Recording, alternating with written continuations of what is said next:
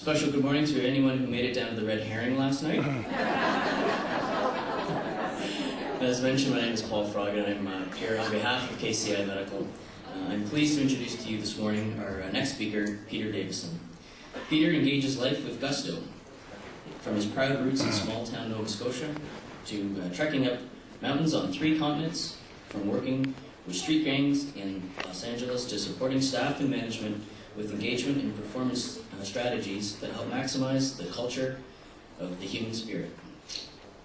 Peter has celebrated the joy of speaking and the business of making a difference as an international speaker and an author since 1985, with his heartwarming programs and unique ability to help diverse audiences build relationships, value others, and share their talents. Peter does admit to having a weakness, and it's not climbing up mountains or his enjoyment of global travel, but rather chocolate. So, please join me in welcoming Peter. Thanks, Paul. Thank you. Thank you, Paul. Well, never have I been to a conference where I went from bed sores to ugly sticks in such a short period of time. I've never seen anything like it. Ladies and gentlemen, we're going to talk today about energy at work. It is a conversation about the power of people, because it's literally your power. It's your juice, it's your joie de vivre, it's your passion, it's your gusto, whatever you want to call it. And I want to celebrate that because I want to celebrate you. I want to celebrate you and what you bring to the work that you bring, what you do to the work, you know what I'm saying, what you give to what you do. And I want to share that with you because it's important. What you do is important. I cherish you. I really do. I want to give you a great big hug because, well, let's just do it. Let's have a group hug, right? But I want to share with you quite sincerely about how wonderful it is when you have juice for the day and you have something to give, but you don't give until you're empty. You actually have a little bit of reserve. When you have a little bit of reserve, you actually have something to take home to your family at the end of the day. So true energy management, folks, true energy management, igniting the 212 degrees with energizing your work, is about having stuff to bring in, having energy to bring in, bringing in your energy, getting your energy from sources, sustaining it, holding it, if you will, as necessary, and giving it as is and where is. And that includes, by the way, saying no. Because sometimes the energy is not going into a good and appropriate place. Now, why 212 degree? Well, it's very simple, folks. You can have a cup of tea. And if you have a cup of tea at 211, it's a warm cup of tea, and it's okay. But really, a cup of tea sounds a lot better and tastes a lot better at 212, because 212 is the boiling point. Now, you're probably saying, no, that's American. Because we're Celsius. Well, we're not Celsius, let's be honest. I'm 6'3", okay? I've been 6'3" for a long time. I have no idea what I am in centimeters. Don't even ask. When babies are born, did they say, what did it weigh? 8 pounds, something ounces? I don't forget it. When you go buy wood, what do we buy? We buy feet, thank you very much. So I'm going to get away with 212 because it works. So I want to take it to 212 degrees, folks. I want to take it to that little extra degree that puts passion into your work, puts celebration into your work, puts joy and love and all that juice into your work. And when you have that juice, folks, you're inspiring. And when you're inspiring, people want to be you. And when people want to be you, retention, recruitment, and engagement issues go out the window. Now think about that. Think about a strategy of being the best you can be and being a witness to being a home care professional and actually recruiting people simply based on your magnetism alone. I'm sorry, but you would put the HR department out of work. And that could be an okay thing for sometimes. So I want to share that with you, share some thoughts and ideas around that. Now, why do we want to energize our work? We want to energize our work to be successful. It's very simple. We want to be successful. Now, I happen to know that you don't need much energy to fail. Now, I want to give a little show of hands. Can I give a little show of hands? How many people, how many people think they drank too much last night? Hands up. How many people were with people that drank too much last night? Okay. I love that. It's them. So it doesn't take much energy to drink. Just tip a glass, away you go, right? But it doesn't take much energy to fail in our lives, and I think we need. Well, let me keep going. How many people have burned dinner? By show of hands. It doesn't take much energy. Just sort of slack off, just lose your focus, whatever. How many people have killed a house plant? Okay. So you forget to pour things in the corner, that kind of stuff, right? That's not too hard to do. How many people have been in a fender bender? Okay, that was your fault.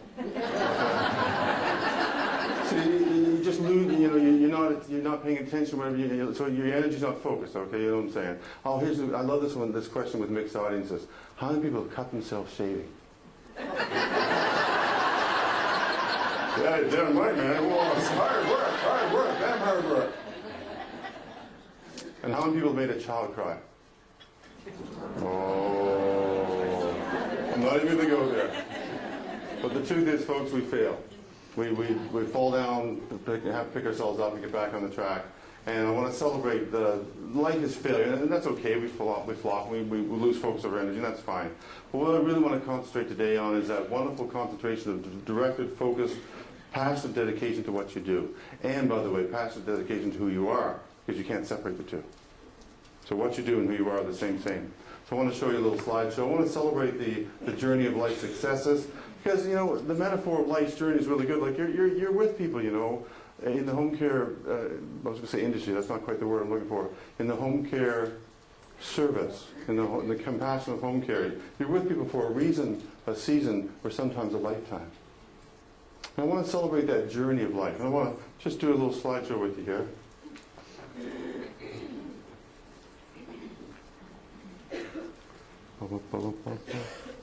Yeah, there's a slideshow coming up. Oh, there it is. So I want to celebrate the cycle of life's journey. Now, how many people have kids under 5? Okay, you're going to recognize this first little ear marker. This is like a little indicator of success along life's journey. It's a little milestone, if you will. So success at age 4 is not peeing in your pants. Okay, so that's a little marker of success. So we continue. Success at age 12 is having friends. It takes energy to have friends, folks. You have to invest in your friendships. You have to invite them for bike rides. You have to do stuff with them. Success at age 16 is having a driver's license. That takes concentration and energy. You have to study for your test, blah, blah, blah, blah, blah. Okay, success at age 20 is having sex. It takes energy. It takes a little bit of a commitment. It takes a little bit of whatever. Success at age 35 is having some money. Of course, you've got to go to work, get out of work, get out of bed in the morning, go to work. Now the life cycle continues, folks. Success at age 50 is having some money. Success at age 60 is having sex. It takes energy, believe me. Success at age 70 is having a driver's license. Success at age 75 is having friends. Now, of all the audiences that I ever talked to, you know this one more than anybody in the world. Success at age 70, 80 is not being your pants.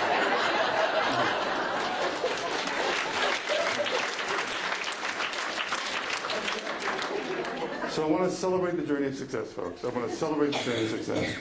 And I want to take a particular angle in this little journey because I'm really inspired by people that do their best. I'm really inspired by people that give that little extra degree of inspiration or passion to their work.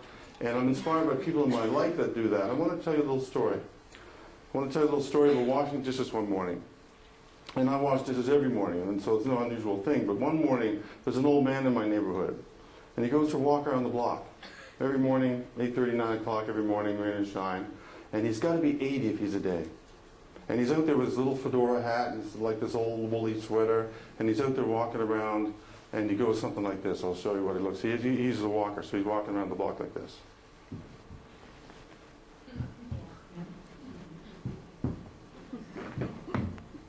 Probably takes him like an hour to get around the block.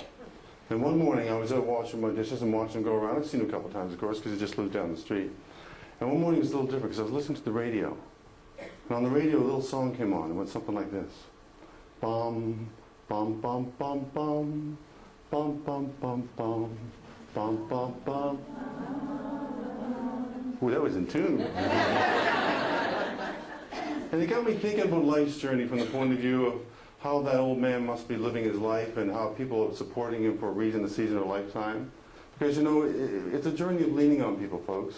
We get to where we get. We get to where we go. We get to our peak experience or through our valleys of despair and desperation and hurt because people are there for us. We have to lean on somebody sometimes. And even the most famous people in the world, like as a kid, I don't know if you had a hero as a kid, but as a kid I always had a hero by the name of Sir Edmund Hillary. And in 1953, Sir Edmund Hillary accomplished one of the 20th century's greatest human achievements. And he made it, he got to Mount Everest, got to be the top in 1953. And he became famous, He's knighted by the Queen of England and famous setting up hospitals. He got lots of money, really famous. Like, we all know his name, right? But the truth is, folks, that, well, I got to confess, I was sitting with Tess was Orlando. Where's Tess?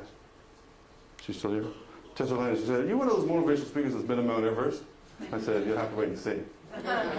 So I have a little proud thing to say. I was able to follow my hero's footsteps in 2001, and ladies and gentlemen, I'm proud to announce I made it all the way to the bottom of Mount Everest. Thank you very much. Thank you. So I got to the bottom. When I got to the bottom, I started to hear the real story, folks. The real story of Sir Edmund Hillary, you see, is this: that for him to accomplish one of the 20th century's greatest human achievements in 1953, it took 350 Sherpa porters carrying 10 tons of gear for 3 months to get him to the top. Now, he's the hero. They are the unsung hero, because we still don't know their name. When I look at it on the sea of smiling faces, most of you are smiling, some of you are going, a little late last night. Sea of smiling faces, I see unsung heroes of home care in Canada. That's who I see. And let me see if you fit the definition. By definition, an unsung hero is someone who works from the heart, has long hours, little recognition, and underpaid. Do you fit that definition? That's by definition an unsung hero. So I want to talk about the unsung hero journey of Everest. Well, the unsung hero's journey of life, because you take people through the ups and downs of everyday Everest, right? They're everyday Everest. Usually you meet them in the valley of despair, the valley of pain, the valley of hurt and sorrow and loss, and you take them to the peak experience, or you take them with dignity to the ultimate peak experience, which of course is death. That's the ultimate peak experience in our lives. So I want to share some thoughts and ideas and reflections on that. By reflecting a little bit on the 4 dimensions of energy. The 4 dimensions of energy. Now you can guess. You can probably guess what they are, but we're going to spend some time talking about the 4 dimensions of energy, because fundamentally we're multidimensional people, folks. We can't just talk about, feeling good or having a good meal or exercising well. We have to talk fundamentally about the different levels and multifacets of our lives. So I want to share with you the 4 dimensions of energy. They make sense, and I want to share them with you now. Physical dimension. Makes sense. You have to have your body in tune. Your body is like it's like a temple. Someone said that. So how you keep your body in tune is really important. You can't expect your body to be drained and physically unfit and unwell and do the good work and have demands upon you. It doesn't work like that. So when we look at the physical dimensions of energy, we look at the harmony of the body, the vibration of the body, the tune of the body. And there's different words and different languages for this: chi, prana, hado, vibration, tune, spirit, whatever you want to call it. So that's the tune of the body. The next level is the emotional dimension. Now, we could talk about happy, sad, mad, and glad. Happy, sad, mad, and glad are the 4 emotions. Everything else is a spin-off of that. In fact, in your handout that you have at your desk there are 140 different emotions expressed by the human face. So I give that to you as a gift to take home just for fun. So we could talk about the emotions, but I don't want to talk about how we feel inside. I want to talk about a nuance of the dimension of energy that is more about how we feel in companionship with others. So it's our experience of emotional connectedness, our interdependence with others. So that's where we're going to go with that conversation. Of course, the next one is the mental dimension of energy. Have you ever been worried about something that's going to happen on the Saturday? Like a party or some reunion or something, and you worry all week, and you get to the event and it's fine? And you go, that's me kicking myself. You kick yourself and say, why did I worry all week about this event? It didn't even turn out the way I thought it was going to be. Well, you just exhausted yourself mentally by draining you've been there, by draining your mental energy, and that's such a waste. That's such a waste.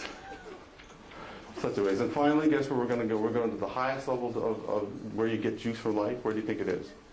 Spiritual. Now, I could talk church, mosque, synagogue, temple, ashram. I could talk like that, because that's what organized religion does. It helps you find greater purpose and meaning in life. But I'm not going to talk religion. I'm just going to talk about that spirit of that essence of that joie de vivre that you get when you serve something greater than yourself. That's it. When you serve something greater than yourself, there's a wonderful feeling, a wonderful lifting, an uplifting experience that you get. So that's where we're going to go on our time together. And thank you for showing up. So physical dimension, true or false? It isn't the sand, the mountain ahead of you that wears you out, but the grain of sand in your shoe. True or false? Not the big stuff. People can take on the big stuff, eh? But it's those niggly little things, those little grain of sand in your shoe. And enough grains of sand, by the way, is not a beach. It's just a lot of grains of sand. So I want to give you a stress test, because this is a physical thing, because the physiology of the body is affected by stress. I want to give you a stress test. Now, I know you've been at a conference for the wonderful summer for a couple of days. I know you had some fun last night. You're probably feeling really relaxed. But you can use the stress test anytime you want to judge how you're feeling and how you're doing. Now, the stress test is actually a photograph. Because do you know when you get really stressed out, your eyes get wonky? Do you ever notice that? They get headaches and stuff. Well, when your eyes are wonky, you actually see funny things. So I have a photograph of two dolphins. And they're identical dolphins. They're jumping in the water. And they say if you're mildly stressed out, you see just a tiny little difference between them. If you're moderately stressed out, you see 2 differences or more. If you're maximum stressed out, you see 3 more differences. So if you see 3 more differences, I'm going to write a note to your boss and say you can stay here for another week. Okay? So see, I'm not going to do a show of hands. You just see how you're doing. 2 dolphins. You see any differences? You good? You good? You're okay, yeah? Okay. Good. I was worried about you. I'm glad you're okay. You know, the truth is, folks, the physical body is sometimes hard to pay attention to. I don't know about you, but guys are notorious for not paying attention to the symptoms and signs. It would be really, really easy if we were a glowworm. Very simple. Let me sing it to you. I wish I was a glowworm. A glowworm's never glum, because how can you be grumpy when the sun shines out your bum? Now, wouldn't that be great if Monday morning you say, "Hi, Geraldine, how are you, man? You're looking good. You're showing light here today." Yeah. The truth is we need other indicators and other ways of seeing the world around us. So it'd be easy if we all just lit up from behind. We can tell how we're doing. Hey, you're burned out. Take some time. There's a new meaning to burn out, doesn't there? So physical dimension, folks, 3 main areas, the 3 big ones of physical dimension: diet, exercise, and sleep. I don't know anything about diet. I just eat chocolate, and that's all I know. Which is good for you, by the way, right?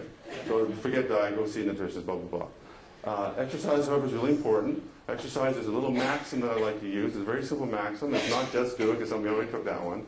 But it's very simple. It's called move it or lose it. Very simple, move it or lose it. Now, one of the best ways to physically energize one's body, and it is a physiological experience, is to actually laugh. So I'm going to introduce you to 2 wonderful ladies I met in Nepal when I was traveling. Now, these folks don't have much money. They don't have much wealth from the point of view of cash, but they are very, very rich, because their laughter comes from a very deep place, a very genuine place. And so we're actually going to invite you to do a little bit of laughter. Yes, that's true, ladies and gentlemen. No, it's Saturday morning. I can't do laughter. Sometimes we need to learn how to do laughter. And I've got my special guest come up and help us out. Alice, where's the gang? Where's Donna? Is she still here? Oh, yeah, I'm going to show you how to do laughter. Pat, where's Pat? Pat, you said you would. You said you would last night. That was before you realized what I was doing. I don't know. I just said yes. I don't know what I do. So we got a bunch of people. Come on up, come on. Give your board a welcome hand. Give your welcome hand. What we're going to do, we're just going to demonstrate, because it's a pairing thing, so we're going to pair up and share, okay? We'll do a couple different laughter things, but we'll start off with a very easy one. But what I need you to do, for safety's sake, because you need a little bit of space around you, because we're going to bend over, just move a little bit. So I'm going to invite you to stand up and push the chairs into your desk so you can get lots of room around you. Will you be so kind? Thanks for coming up. How's the week? So very, very simple.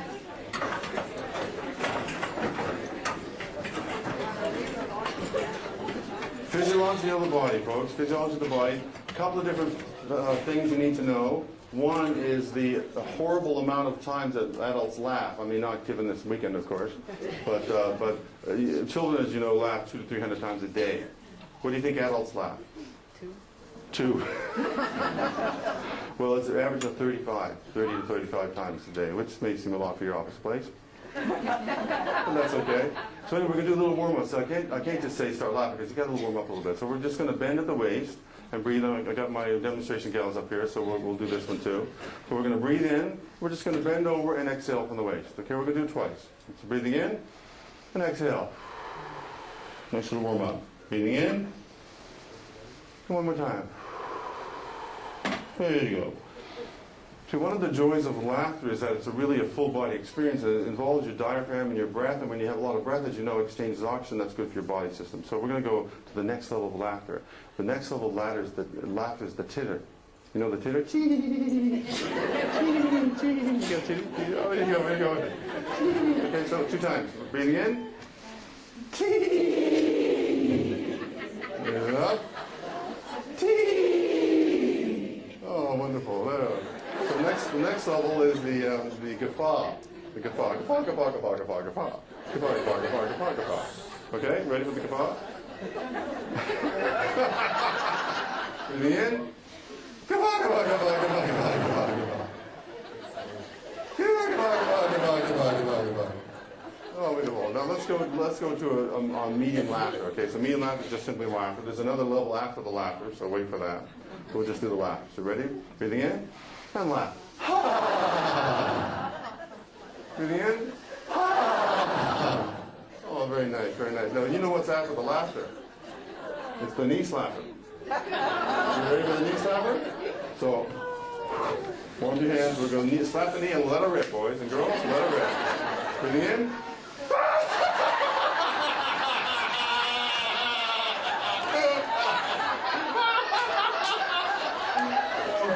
Breathing in.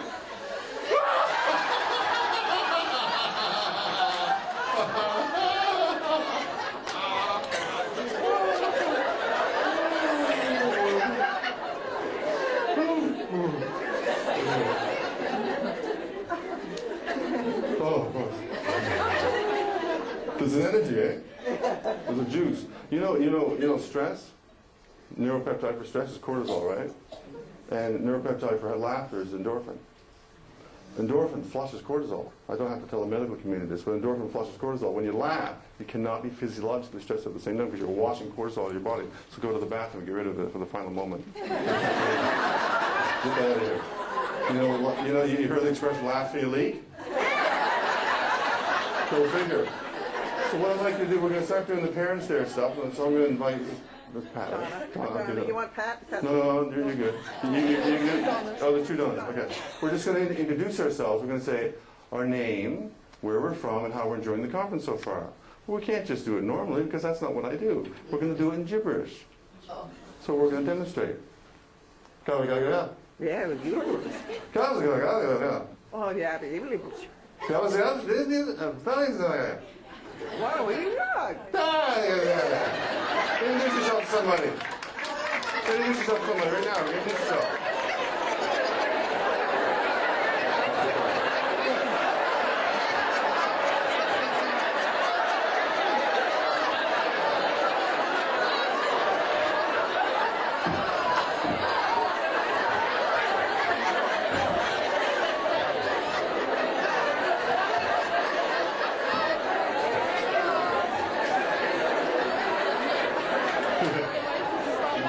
Wonderful. Now, if you haven't noticed, there's a little energy between you right now. There's like a little juice, a little bourgeois between. So we're going to do something called the electric shock laughter. Now, I don't know if you recognize that laughter has this capacity to be funnier when you're looking at somebody. Like they're doing something foolish, and if you don't look, you're okay. But as soon as you take a glance, you're lost, right? Well, this is based on that, but it's also based on the juice that's between it. So we're going to do electric shock laughter. What's your name again? Donna too. Okay. So we're going to do electric shock laughter. It looks something like this. We'll look each other in the eye, and as we approach, as soon as we touch, there's going to be a little zap, and it's going to be the uproariously funniest thing we've seen today. Ready? You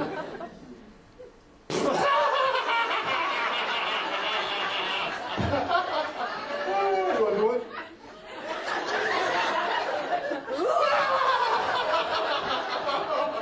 Go shock somebody. Go.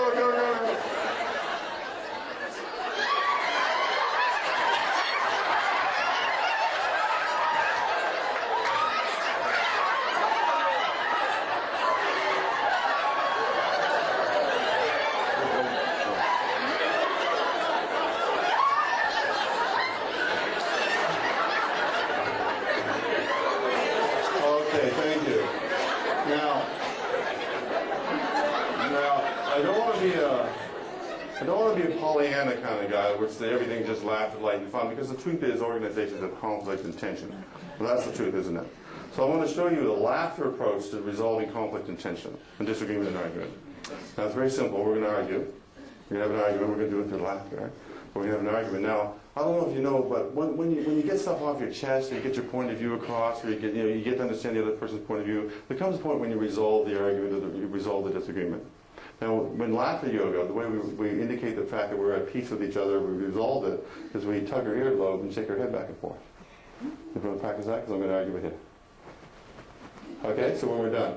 So we're going to have an argument. I'm going to invite you to pair up with someone and have a little argument. Okay, so let's start off now. Ready? Ha ha ha. Yeah. Ha ha ha ha ha ha ha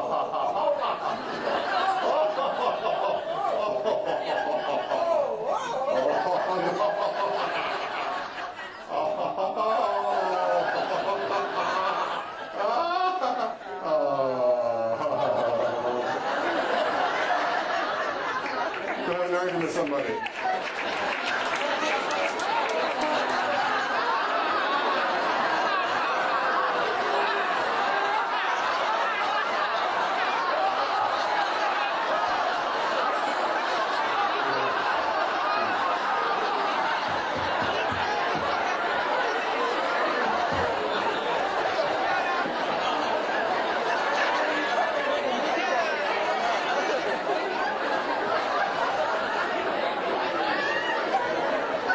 Wonderful, wonderful.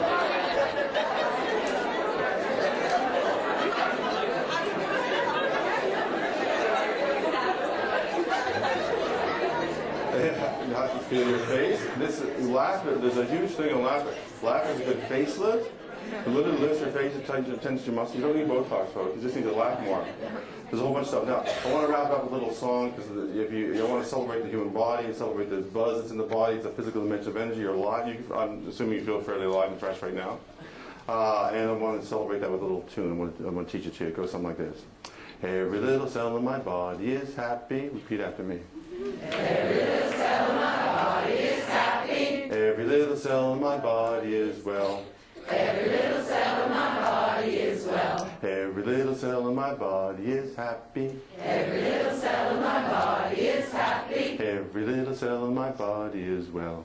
Every little cell in my body is well. Feels so good. Feels so good. Feels so swell. Feels so swell. Repeat that chorus, don't sing after me. So now we could just sing the song, but it wouldn't quite be the same, because let's do some gestures, shall we? Ready? Very simple. Every little cell in my body is happy. Every little cell in my body is well. Every little cell in my body is happy. Every little cell in my body is well. Feels so good. Feels so swell. Every little cell in my body is happy. Every little cell in my body is well. Give it up for your board coming up here. Thank you. Thank you.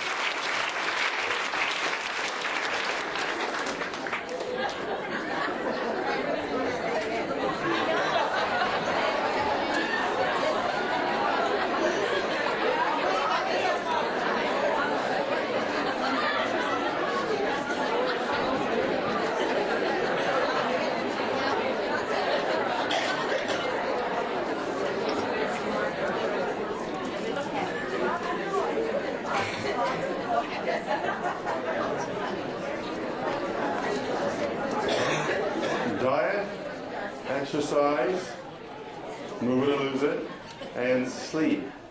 I don't want to go a long time on sleep. I want to do a very quick survey.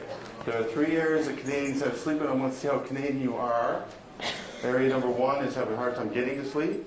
Area number 2 is having a hard time staying asleep. Area problem number 3 is having a hard time getting up in the morning. Quick show of hands. How many people have a hard time getting to sleep? Getting to sleep. Well, there's that category too. Staying asleep. Getting up in the morning. And God love you, all 3. Well, when I see this wonderful sea of smiling faces, also known as the unsung heroes of home care numbers in Canada, I see statistically relevant numbers. Health Canada says 60% of Canadians have a trouble in any one of those areas. With that in mind, folks, the committee's lovingly photocopied one of my little documents for you on page, there's no page, it says how to wake up happy. There's a guide, a 7-step guide. It's a free download from my website.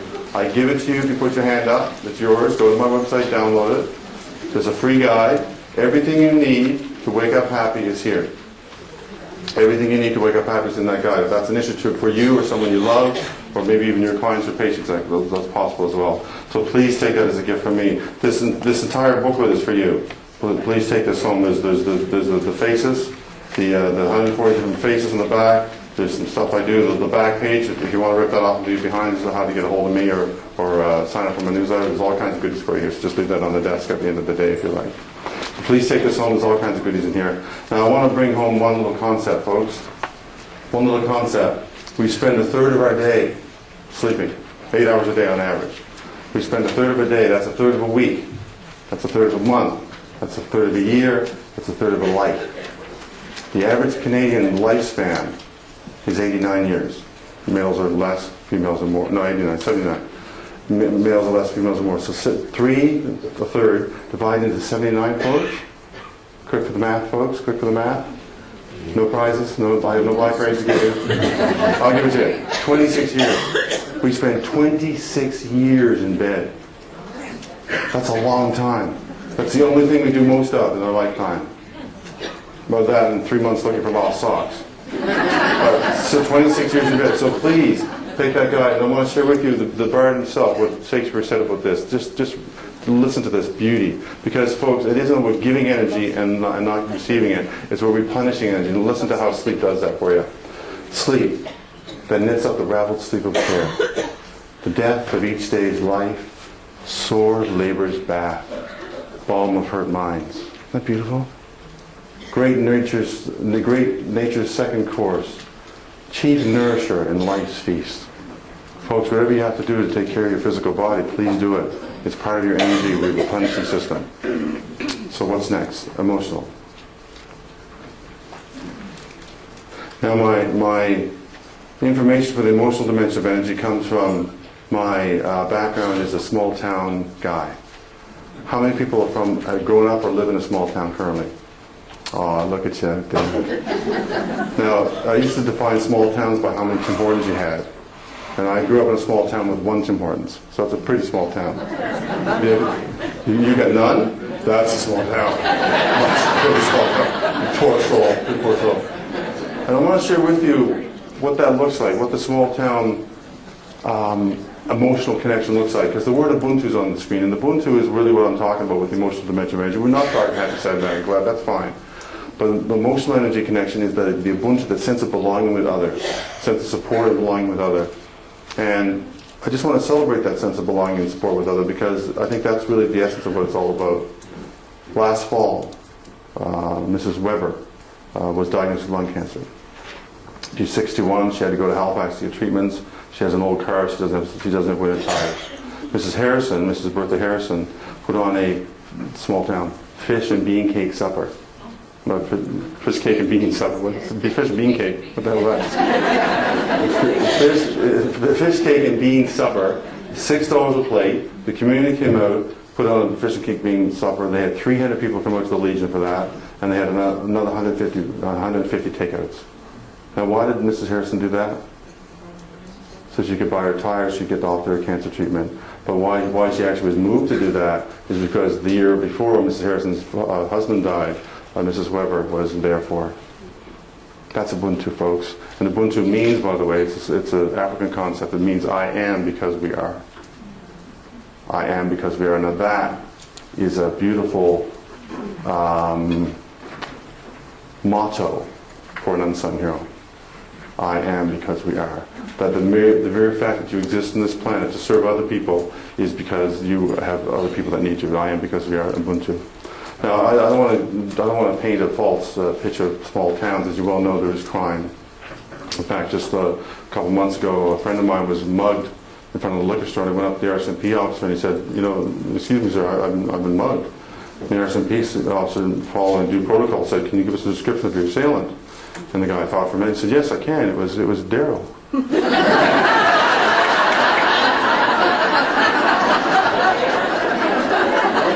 said, well, what was he wearing?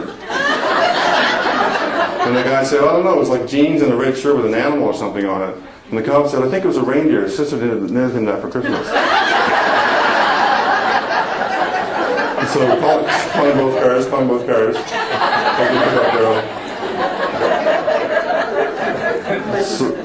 So there's a joy of small town stuff that I think we can use more of in the big corporations.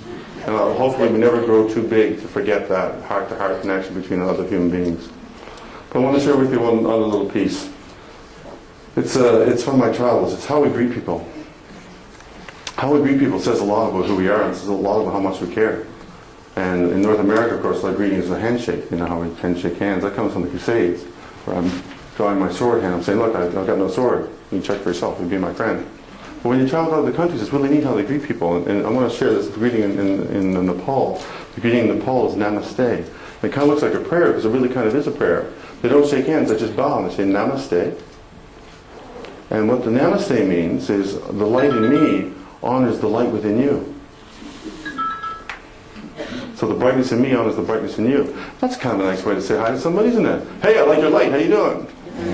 That's kind of a fun way to go. So I want to share that with you. It's just one of the ways of connecting with other people.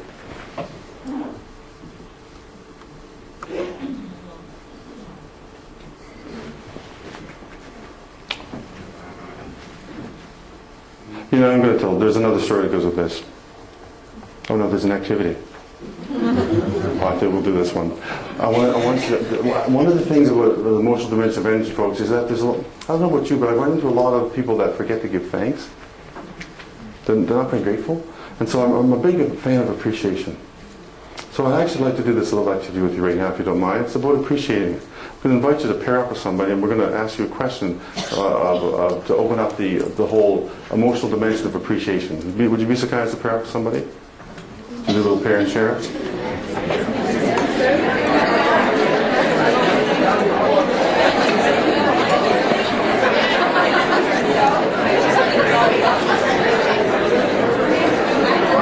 You ready?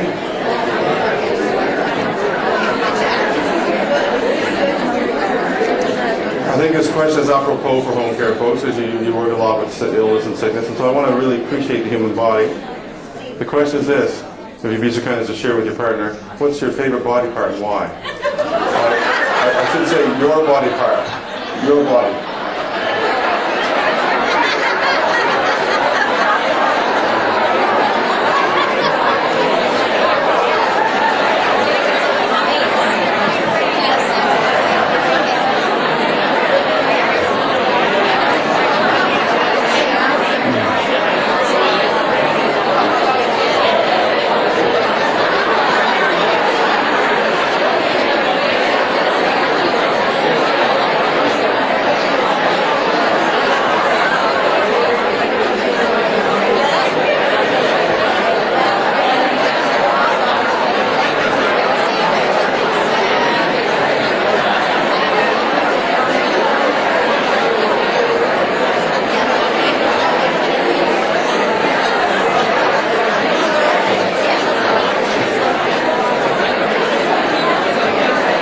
Another minute on that.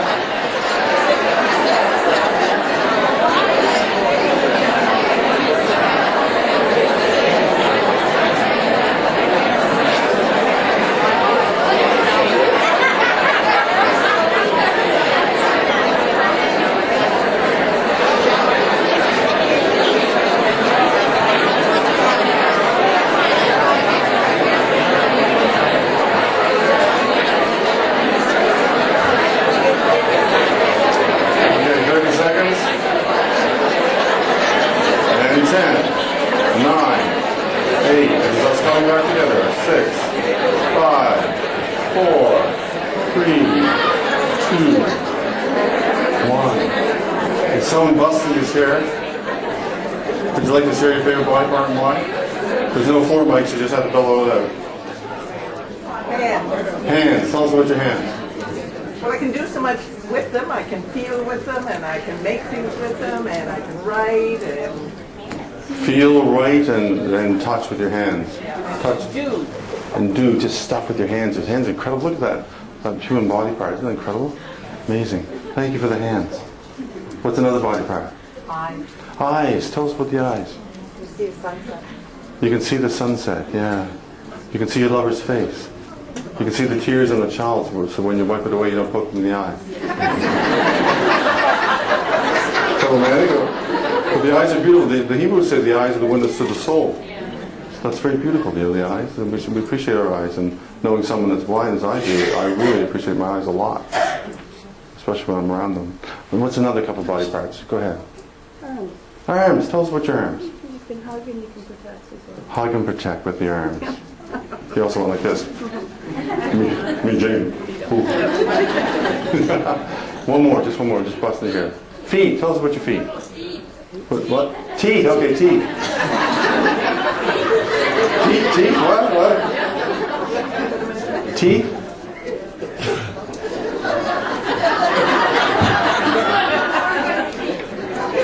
I have no idea what you're saying. Okay. Let's just celebrate whatever that body part is. I love that body part.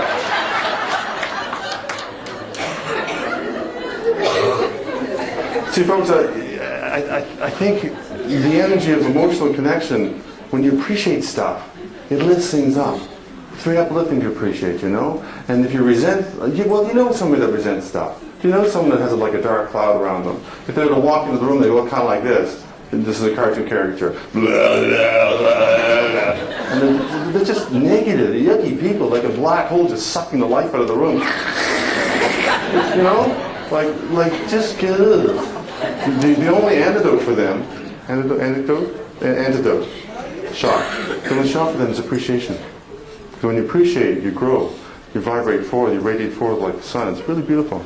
So the emotional dimension of energy can be enhanced by appreciation. I want to move on to the mental dimension of energy. It's your point of view. And then your point of view, your attitude determines your altitude. So I want to give you a couple of exercises just to warm up your mind. A little mental gymnastics, if you will. And let's see if you can read this, just to get your mind going.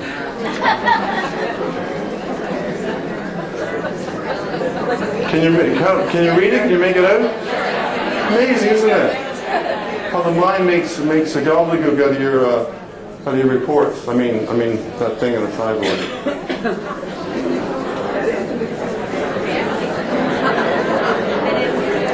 So the mind can create meaning out of all kinds of stuff, right? So read the color, not the word. Read the color, not the word.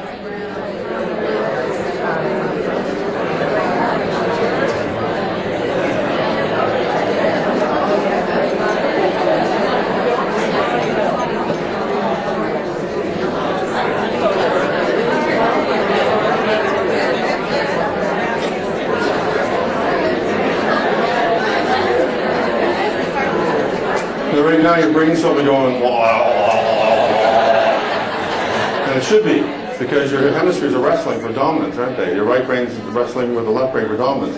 The right brain wants the color, the left brain says, no, it's the word. So you have to wrestle around. So there's lots of exercise going to the old corpus callosum just firing right now, right? So that's kind of fun. I want to share with you another thing, but I just realized I missed a little thing, the brown bag on your table. I forgot that's the only thing left over that you need. I totally forgot about that, and I can't let it go, so because I want to make sure you take, don't be opening it. So I allow me to regress. I've never done that in my life. Allow me to regress. The brown bag is related to sleep. I said that you have everything you need in the sleep download, but I lied. Because there's one little object that you actually need to do is exercise number 5. Exercise number 5 is to go to sleep with gratitude and a light heart. If you go to sleep with a heavy heart, then, well, you vibrate like that person I just demonstrated, and you can't go to sleep with that person. I mean, don't do that either, but if you can't nod off with that kind of vibration. You have to lighten up your vibration. And so to do that, I've actually given you an instantaneous portable stress buster device. It's on women's occupational health and safety training to deploy it, because it is a child choking hazard. I want to show you what it looks like, and I got one for you all. Looks something like this. Now, when you wear that in bed, fun things happen. I mean, you get to sleep easy. What do you think? Nadine, what is this? And if you no, it's good for snoring. It opens up your nasal passage, just like this little strip, right? And if you wear one in traffic, the funniest thing, people will let you in front of them. Now, I also recommend having a box of noses if you're ever in charge of a big meeting, a big tough meeting, and everybody's all serious because it's big high stakes stuff, and everybody sits at the big boardroom table and say, before we start the meeting, folks, I just want to ask you to do one thing. Would be so kind. I said, I'd like you to pick your nose. Pause for effect, and then put the box of noses on the table. And if you're wearing one of these while you're having a big tough decision, I assure you it goes much smoother. So I'll give you 2 minutes to pass around your noses, have a little fun with that, and we'll come back to the mental dimension of energy.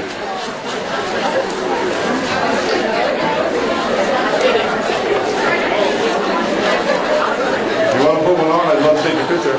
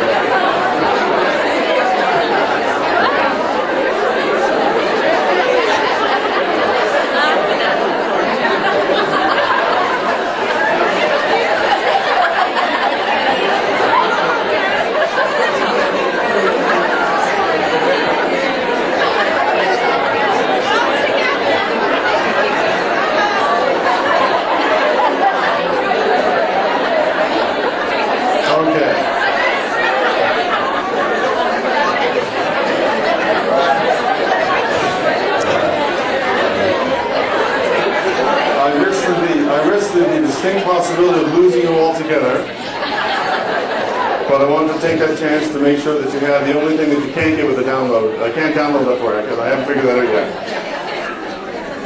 So take one. Oh, by the way, if you have any extras and you have a colleague, that's really stressed out, just slip it in the desk drawer. And when they pull it out and they see the condos, it lights up their day. It's really cool.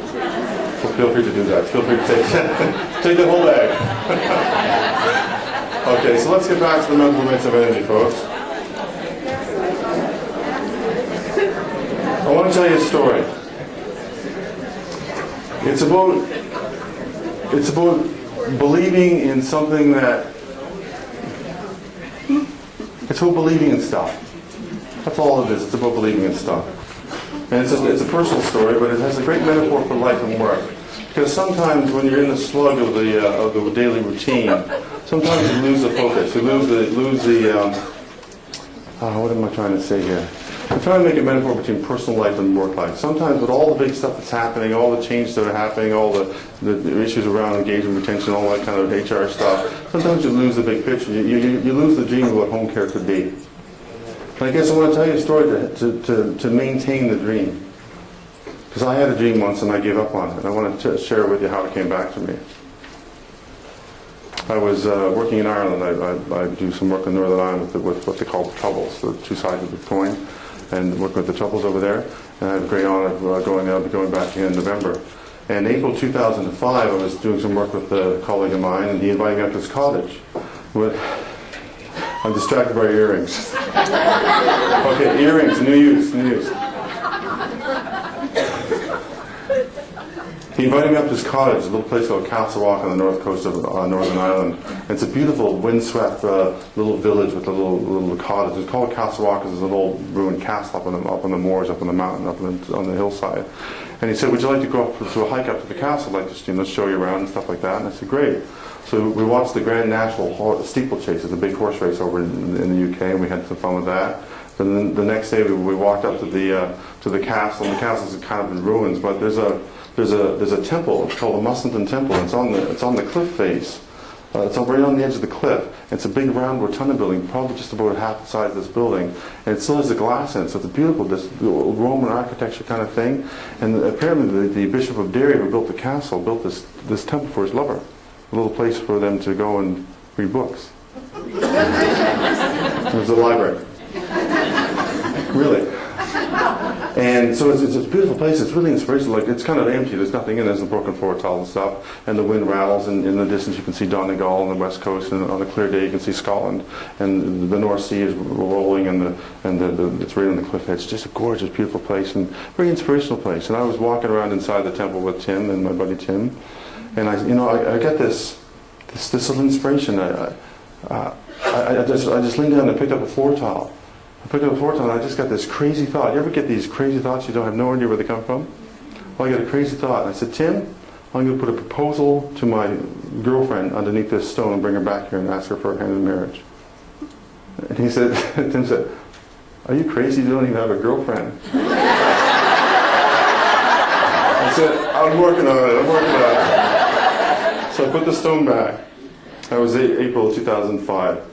The next summer, July of 2006, I went to the Stan Rogers Folk Festival. And I didn't really think much about it. I wasn't putting like my little chart on the wall, get a girlfriend, get a girlfriend. I wasn't putting that on the wall, reading none of the affirmations. I wasn't doing any of that.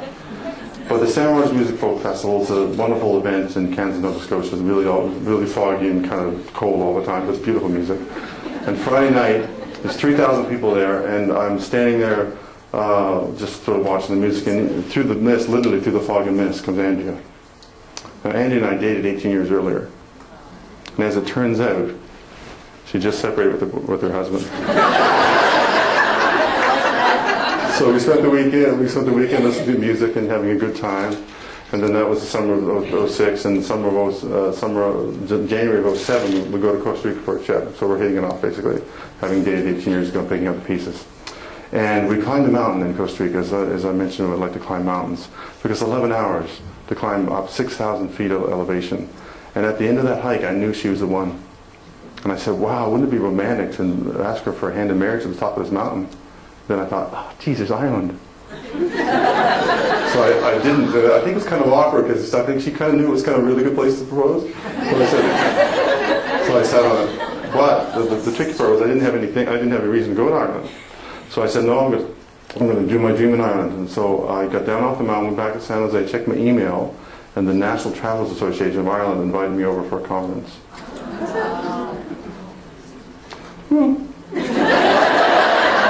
And I said, Andy, would you like to go to Ireland? And she said yes.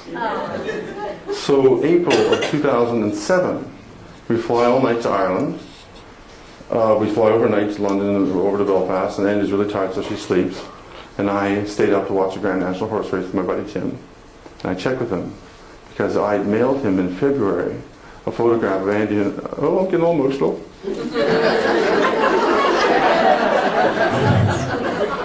I mailed him a photograph. Of Andy and I in Costa Rica, and on the back of the photograph it said, Andy, will you be my life partner? Will you watch the last sunset with me? And I put in a piece of plastic, and he went up to the temple and put it under the rock that I talked about.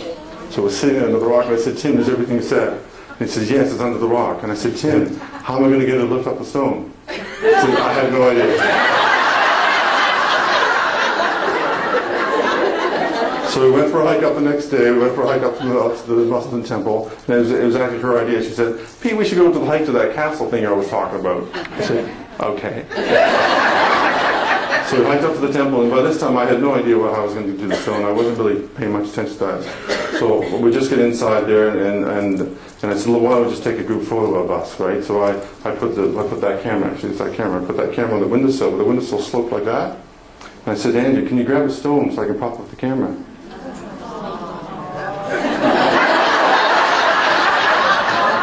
She reached down and picked up that floor tile. And underneath it was a photograph of her and I. She said, how did that get there? And when she turned around, I was on my hands and knees. Hands and knees? No, just my knees. Please,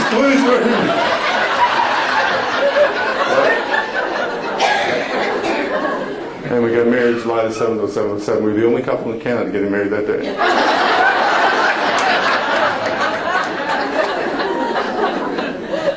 So I tell that story because sometimes we lose sight of our dreams.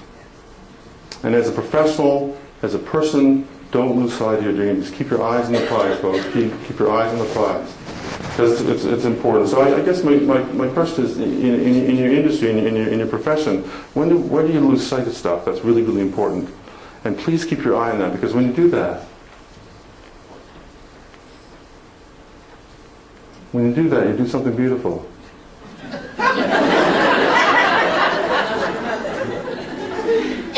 When you keep your eyes on the prize and keep your dreams alive, you keep focusing on it, even if you don't actually have to write it out every single day. It's really cool, because what you think about, you bring about.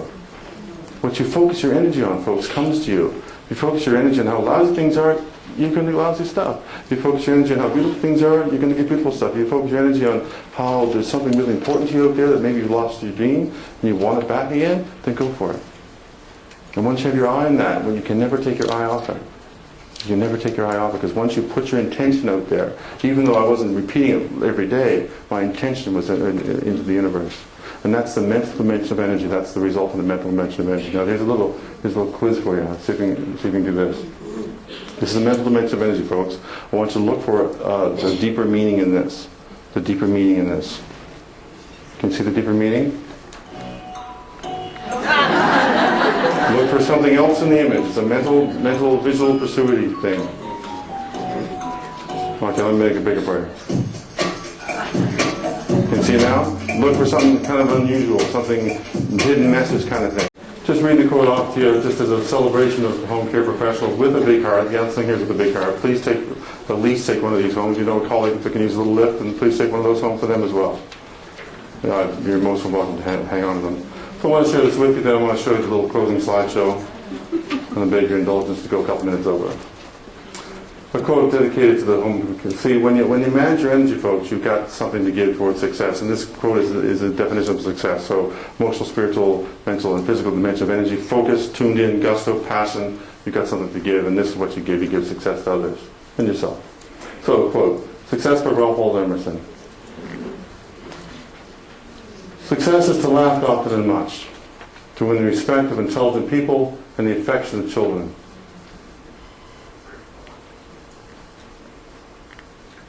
To earn the appreciation of honest critics and enjoy the betrayal of false friends.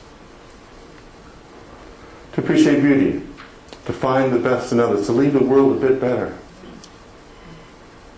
Whether by a healthy child, a garden patch, compassionate home care, or a redeemed social condition. To play with enthusiasm, sung with exaltation. And if you have teenagers like this, to survive them.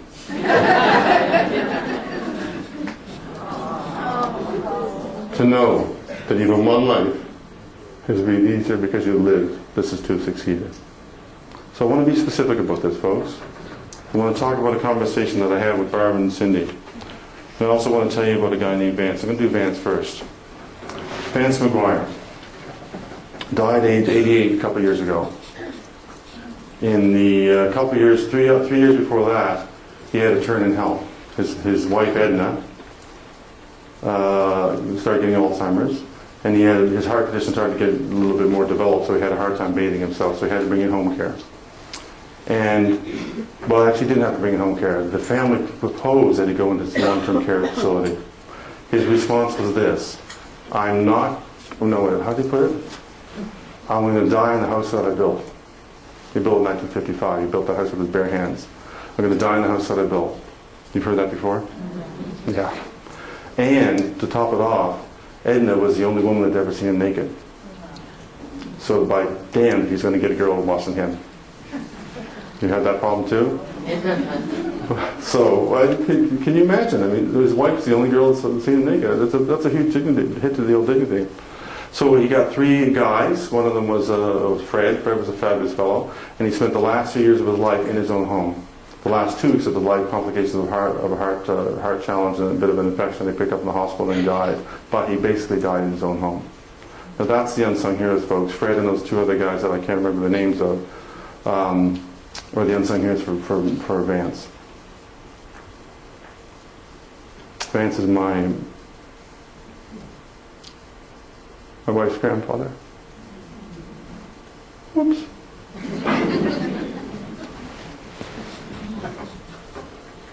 I'm trying to go to the next level. I can't. We're adopting a boy. We're adopting a baby in November. And if it's a girl, we'll name it after my grandmother. And if it's a boy, we're going to name it Vance. And I hope Vance, woo! I hope Vance is half the man that what Grandpa Vance was. So, Barton City. This is what Unsung Heroes, folks. You can read about it for yourself, but Joe's journey is an amazing journey. This is an incredible magazine, by the way. What an eye-opener. Whoa, it's what you do. This is the Heroes magazine. This should say Unsung Heroes right on the top here. Joe's journey. Paraplegic. Hit a moose, 1993. Paraplegic. Went in the hospital, got a lot of stuff happening.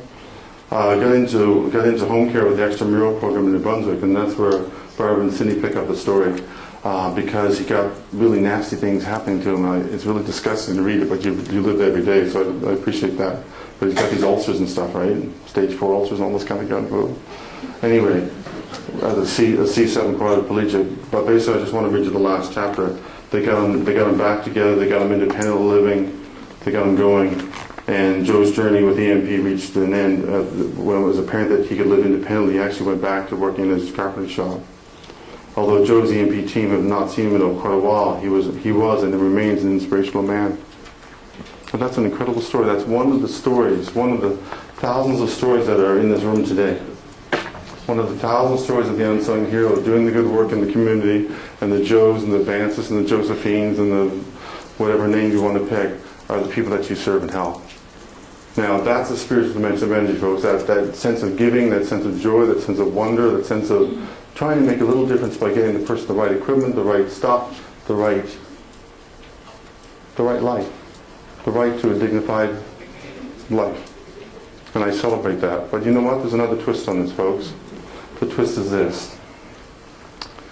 That even though you might do a lot of the stuff I'm suggesting you do, and you just add to what you're already doing, sometimes you lose hope. Or you lose the sight, you lose the picture, you lose something. And if you should ever lose the truth that you are incredible people who make a huge difference in this world. Here we go again.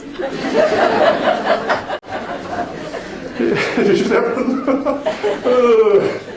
ever lose track of that, I want you to hum a little tune. Hum a little tune. If you ever forget, hum a little tune. It goes something like this.